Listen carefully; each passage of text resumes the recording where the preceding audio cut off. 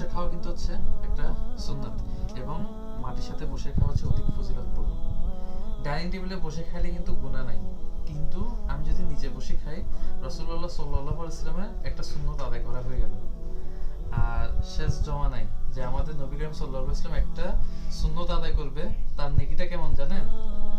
সাহাবী আমলের 100 শহীদের, মানে এখনকার শহীদ না, সাহাবী আমলের 100 শহীদের যেরকম নেকি পাবে, শেষ জামানায় নবী করিম সাল্লাল্লাহু আলাইহি ওয়াসাল্লামের একটা সুন্নাত যদি আমি আদায় করি, তাহলে আমার নামে এরকম নেকি লেখা হবে। চিন্তা করেন কত সওয়াব, কত নেকি। আমাদেরকে ফ্রিতে কেউ টাকা দিলে কি আমরা কখনো ফালাই দিব? জীবনে ফালাই দিব না। যদি বলে তুমি এই কাজটা করো, তোমাকে 500 টাকা দিব, সবাই কিন্তু নিয়ে ফেলার চেষ্টা করবো। এই কারণে পৃথিবীতে থাকা অবস্থায় এরকম ছোট ছোট সুন্নতগুলো আদায় করে যত পারি নেকি কামাই করে নেওয়া, এটা আমরা একটু মাথায় রাখলে আমাদের অনেক লাভ হবে। আসসালামু আলাইকুম, জাযাকাল্লাহু খাইরান। আপনারাও চেষ্টা করবেন নিচে বসে এই সুন্নতি স্টাইলে খাওয়ার।